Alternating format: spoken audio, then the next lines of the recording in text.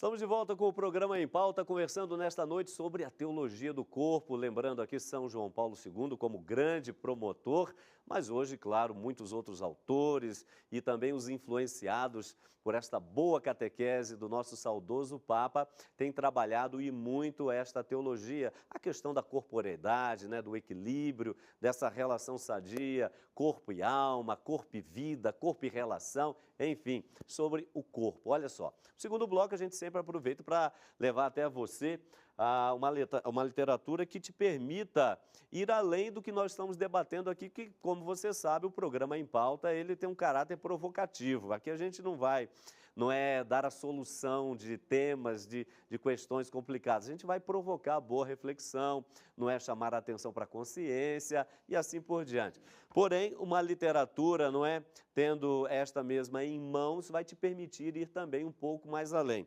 E aqui um livro que é extraordinário, O Corpo Fala, a linguagem silenciosa da comunicação não verbal, aqui pela Editora Voz. Você dá uma olhadinha aí, vai aparecer na sua tela, tá aí para você, O Corpo Fala, a linguagem silenciosa da comunicação não verbal. Uma dica maravilhosa para você. É claro, não posso deixar de indicar também esse livro do nosso querido padre e amigo, padre Marcelo, Mário Marcelo. Um abraço a ele, a todos os amigos da Congregação dos Padres do Sagrado Coração de Jesus. Sexualidade, o que os jovens sabem e pensam, aqui pela Editora Canção Nova. Está aí para você, Sexualidade, o que os jovens sabem e pensam. Não é? Muito bom esse livro, vale a pena tê-lo se você ainda não tem, do nosso querido padre Mário Marcelo. Claro que eu não posso deixar também de um outro grande sacerdote, deixar de indicar esse daqui, olha aí, bem próprio para jovem, Papo Aberto, com Jesus. Temos aqui na Canção Nova o programa Papo Aberto com o Márcio Mendes, grande abraço ao Márcio, e esse livro aqui do Frei Elias Velas, muito bacana, uma linguagem bem jovial, conversando sobre um pouco de tudo. Papo Aberto com Jesus, é um livro especialmente indicado para você aqui pela Palavra e Prece e Editora Canção Nova. Esse material e muitos outros, você, claro, tem acesso aí através, em primeiro lugar, pela Editora Vozes, você tem aí editoravozes.com.br, e depois você tem também a possibilidade de acessar o nosso endereço eletrônico através do loja.cançãonova.com, ou quem sabe dar uma corridinha aqui no centro de São Paulo, você aqui da região, paulista, paulistana especialmente, aqui na rua São Bento, número 43, no centro, ali tem uma livraria repleta de bons materiais para você. Ou ainda, claro, você pode ligar para a gente, 0 operadora 12-3186-2600 e, claro, fazer o seu pedido. Hoje, inclusive, pode fazer o pedido, mas também pode interagir com a gente aqui no nosso programa. Não é isso, Bia? Além do telefone, a gente também tem as outras formas de interação. É isso mesmo, padre, pelo Twitter, @EmPautaCN, e temos várias participações aqui. Tem Leléo, de Belo Horizonte. Ele diz que está lendo e comenta, que São João Paulo é muito feliz com esse escrito e faz uma perguntinha: como falar de genitalidade com os jovens? Também temos a participação da Adriana, a participação da Laila Camila, lá de Aracaju. Quero mandar um abraço para Aracaju, padre. Muita gente assistindo a gente lá. Laila, eu mando um abraço para a mãe Elvira, que também está assistindo com a gente. E ela diz que ela está lendo um livro de São João Paulo sobre o tema, e é a leitura indicada aos membros da comunidade Shalom esse mês. Olha aí. O Alan, também Fantinato, quero saber como podemos conciliar o perigo da vaidade com o cuidado com a estética. Ele é lá de Guarapari, Espírito Santo. Também o José Borges e a Maria de Lourdes Cavalcante estão assistindo a gente lá em João Pessoa. E o Jasson também pergunta como falar para os jovens do risco de idolatrar o corpo, mas sem deixar de cuidar-se, já que os jovens estão tendo como referência atores e jogadores de futebol. Tá certo, olha aí quanta participação. A gente ia reservar o espaço para as interações já logo na metade do segundo bloco, mas a Bia já foi se adiantando aqui. E para a gente não perder, mas no contexto de São João Paulo II, com a sua teologia do corpo, cento e tantas catequeses realizadas ao longo daqueles anos todos, Frei Antônio Moura, então, já pouco a área do senhor, da teologia, da área da moral, da ética, da sexualidade, da afetividade, sexualidade humana. Então já coloca dá para o nosso amigo essa resposta aí no que diz respeito a esse cuidado que se deva ter com o corpo, em detrimento de um risco de uma certa idolatria do próprio corpo, não é verdade? Por favor, Frei. Veja bem, primeira surpresa é que o João Paulo II tenha apresentado uma visão tão positiva do corpo, da corporeidade, tão rica. Por quê? Porque normalmente o pensamento dele era um pouco precavido em certos aspectos, por exemplo, o aspecto mais da sociedade, etc.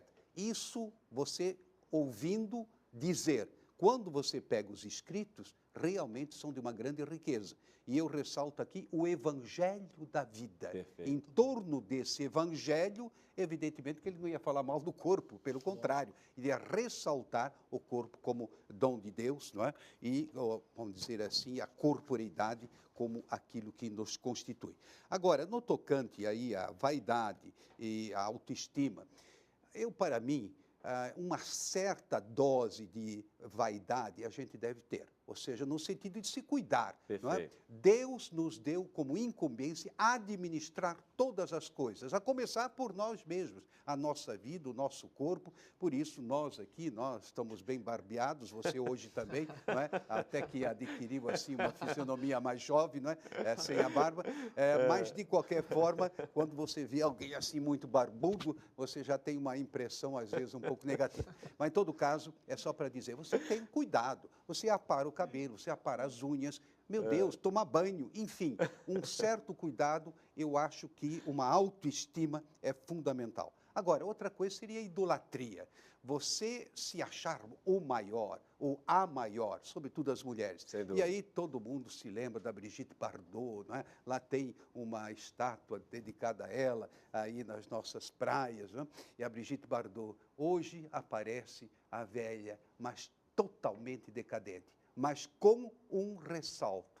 Ela diz, eu não fiz plástica, eu quero viver a idade que eu tenho. Interessante, um testemunho interessante. Uma mulher cheia de vaidade, mas que está assumindo a sua idade, que são 80 anos, né, para ser mais claro. Bom, e no mais, eu apenas diria, dentro desse contexto da sexualidade, genitalidade, eu não gosto muito de falar de genitalidade dissociado da sexualidade. A sexualidade, ela compreende muitas dimensões, sendo que a biológica, a genética, a biológica, não é, são apenas as mais visíveis e palpáveis. Mas você tem a afetiva, você tem a dimensão social, você tem a dimensão mística. É através do nosso corpo que nós aprendemos a amar e ser amados, e com isso entramos na dinâmica do Deus que é amor. Não é?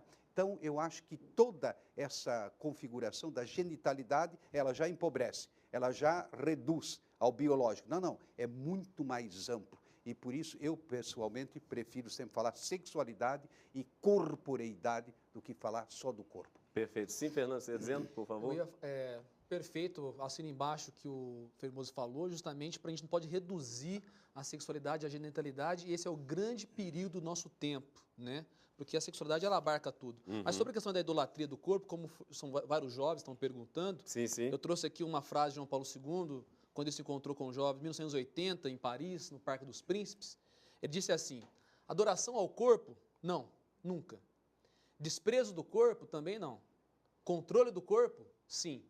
Transfiguração do corpo? Mais ainda. Então, justamente, essa visão positiva da sexualidade. Desprezo não, idolatria também não, controle sim, já vai caminhando, e transfiguração, mais ainda. Então, só para fechar.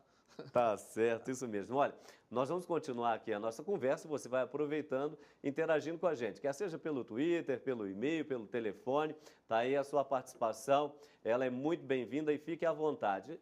Antes, porém, aqui também no nosso programa, a gente vai às ruas, não é? O programa Em Pauta sempre gosta de ir às ruas, perguntar, ter um feedback da nossa população em relação aos muitos e variados temas que a gente debate aqui nestas nossas bancadas, nesses nossos programas. E hoje, sobre o tema, nós perguntamos, e aí, como você percebe que as pessoas têm, de fato, usado o próprio corpo. O termo usado aqui é de propósito, só para provocar as respostas. Como as pessoas têm usado o próprio corpo? Vamos acompanhar as respostas.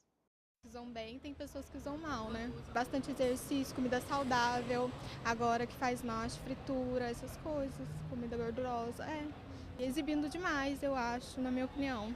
Tem pessoas que exibem demais, sem precisar, sem necessidade. Estão usando mal, porque estão recorrendo mais a remédio para emagrecer. Tá? A academia até que é uma coisa boa, né? Que faz bem à saúde.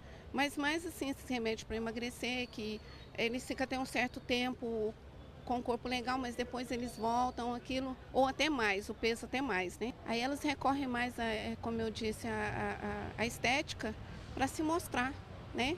O corpo. E é aí que a saúde vai embora e eles ficam com a beleza, assim, mas não pensam bem na saúde. Eu acho que a atividade física e a alimentação correta faz bem. E mal, sei lá, algo que agrida o corpo. Eu acho que não tem um equilíbrio em relação a isso. Eles acabam meio que não se importando com algumas coisas. Eu acho que o estresse faz muito mal pro corpo, a pessoa se alimentar mal, levar uma vida sedentária faz mal. Cada dia mais com a rede social as pessoas se expõem mais, né? Não sei, né? Acho que cada um sabe o que faz com o corpo, mas sabe que pode se arriscar. Quando você tira uma foto pelada e manda pra alguém. Cada um é sendo dono do seu nariz, faz o que quer, né? Paciência. O pessoal tá... não tem o que descrever. Estão profanando, não estão usando de forma inteligente, que muita gente usa para coisas antes. Ter vários exemplos, mas para não me comprometer, acho que nosso corpo é o templo do Espírito Santo, né? E nós devemos honrá-lo, porque é a lei de Deus. E está aí para você um pouco a opinião da nossa população, né? Os jovens, pessoas adultas, outras pessoas de várias idades, dando o seu parecer. Isso é comentando, Frei Moser, por favor. A gente vê subjacente uma compreensão muito pobre de corpo, menos o último, o corpo templo de Deus, templo do Espírito Santo, mas uma compreensão muito pobre. E em vez de corporeidade, que é muito mais abrangente, não é? Como eu dizia, nas múltiplas dimensões da sexualidade, a sexualidade, então, é uma dimensão dessa minha corporeidade. Agora, quando nós olhamos só o corpo, esse corpo, ele vai se desfazer totalmente. Vai se desfazer, é modo de dizer, né? Ou seja, os vermes vão dar um jeitinho de transformar em outras formas de vida, e se você for incinerado, então as cinzas também, elas vão ser elementos, digamos, componentes da terra, ou seja, você sempre vai perceber o corpo sozinho, sem o espírito, é incompreensível. A matéria, e aí é que vem, você tem que saber conjugar matéria e espírito ao mesmo tempo, e esse que é o grande, eu diria, dom da igreja, ter mantido esse equilíbrio, apesar de alguns exageros que eu concordo, né? Fernando, aí que está, nós falamos aqui da concepção filosófica, teológica, espiritual, talvez nos falte colocar agora a questão, e como o saudoso São João Paulo II trabalha, a questão psicológica, não é? Porque muitas pessoas, por exemplo, têm essa questão, né? Corpos mais belos, mais perfeitos, menos perfeitos, mas até que ponto essas aparências podem ser ressaltadas também por fatores psicológicos, como, por exemplo, amargura, doçura, ódio, amor, como que isso poderia ir marcando, não é, a nossa, usando a expressão do Frei Moser, né? Melhor, a nossa corporeidade de uma forma positiva, equilibrada. Como que a psicologia é trabalhada por João Paulo II na questão do corpo? Perfeito. Continuando até, inclusive, respondendo a pergunta, continuando o que o Frei Moser parou, o que as pessoas precisam entender, até já a resposta em cima do vídeo, é que eu não tenho um corpo, né? Eu sou o meu corpo sou eu. Ou seja, não como ter uma coisa, né? O meu corpo não está agregado a mim. O meu corpo, ele faz parte da minha essência. Eu só sou o que sou porque a dimensão corporal faz ser o que eu sou em unidade com o meu espírito, com a minha interioridade. Em relação a essa questão da pergunta, né? Questão da questão psicológica, João Paulo II, ele fala muito a respeito da linguagem do corpo, né? Porque se nós somos uma unidade perfeita entre corpo e alma, Como que você vai ter acesso à minha interioridade? Como você vai ter acesso ao meu mundo interior? Através do meu corpo, através daquilo que eu expresso. Então, justamente, ele fala que o corpo revela a pessoa, o corpo fala, né? Então, a gente tem contato com a interioridade da pessoa, com o seu mundo interior, aí pode falar das emoções, né, tudo, né? O seu psicológico, a dimensão interior, que aí tudo isso engloba na dimensão da alma, espiritual, através do corpo. Então, ou seja, o corpo torna visível aquilo que é invisível. O corpo ele tem a finalidade de trazer para o mundo a dimensão invisível do homem, mas também o divino, né? Então, João Paulo II, quando ele fala da dimensão corporal, da corporeidade, ele fala do corpo como uma profecia, como um sinal de algo que está mais profundo. É como que mais ou menos o Perry fala no Pequeno Príncipe. O essencial, ele é invisível aos olhos, mas quem traz para nós isso, quem revela isso para nós, é o corpo. Por exemplo, as marcas da minha expressão, da minha fala, dos meus sentimentos, dos meus afetos, eu apresento isso através do meu corpo. Muito bem colocado. O garoto aqui é realmente inteligente. Está fazendo as colocações muito apropriadas. O corpo fala, vamos dizer assim. Não tem dúvida. E a gente agradece pela propaganda, que é um dos livros que nós mais vendemos, a editora Vozes, O Corpo Fala. Mas é impressionante mesmo. Corpo fala. E depois nós vamos ter outros desdobramentos, não é? Mas veja bem, eu queria ressaltar o aspecto que eu vou talhando o meu corpo, não é? Quer dizer, através da alimentação, através do seu estilo de vida e tudo isso, mas também dos seus sentimentos. Quem vive sempre rangendo os dentes acaba tendo o rosto marcado, não é porque é feio, ou porque nasceu, digamos, feio. Não é? Feio, belo, é muito relativo, é muito relativo. De qualquer forma, as marcas vamos dizer, dos sentimentos vão se traduzindo, não é, no nosso corpo. E, nesse sentido, por exemplo, uma pessoa doce, amável, eu sempre apresento como exemplo o Hering, não é, que foi um grande moralista do século passado. Bernard Hering.